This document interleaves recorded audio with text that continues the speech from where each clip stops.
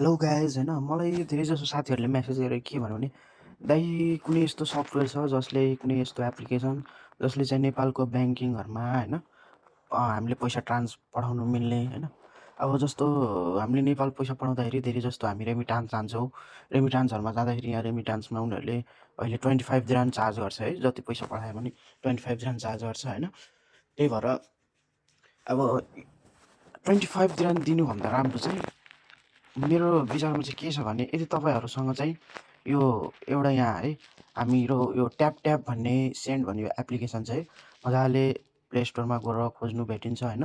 यसमा मैले लिङ्क पनि हालिदिन्छु, यहाँबाट डाउनलोड गर्नु मिल्छ होइन।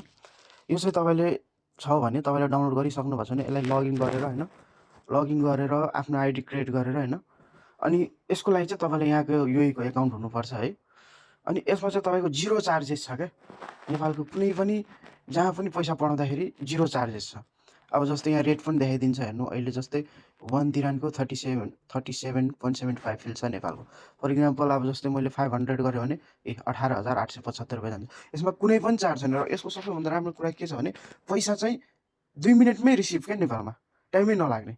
अब जस्तै मैले यहाँ हालेर तपाईँहरूलाई बिलिभ लाग्दैन होला, मैले यहाँ हेर्नु मेरो कति ट्रान्जेक्सन मैले गरिसकेको छु। जस्तै मैले 2 फेब्रुअरीमा 620 दिराम यहाँ हेर्नु, यसमा आफ्नो कार्डले चाहिँ आफ्नो यहाँको आफ्नो कुनै पनि एकाउन्ट जस्तै यहाँको लोकल एकाउन्ट बनाएर होइन, धेरै ब्याङ्कहरू छन्, एबिसिडी छन्, जस्तै मासरुक छन् होइन।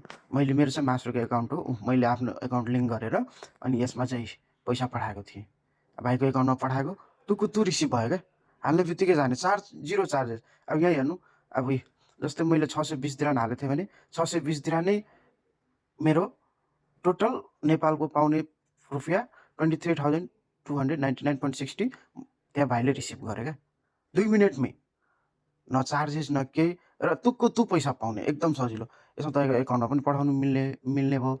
अनि प्लस यसमा फेरि तपाईँको सानो सानो एकाउन्ट पनि मिल्ने भयो क्या। जस्तै मैले 10 दिराम मलाई मेरो एकाउन्टमा चाहिएको थियो, मेरो आफ्नो ग्लोबल एकाउन्टमा, अनि मैले 10 दिराम पनि पठाएँ, कुनै चार्जेस छैन होला हेर्नु। नेपालको 377 रुपिस।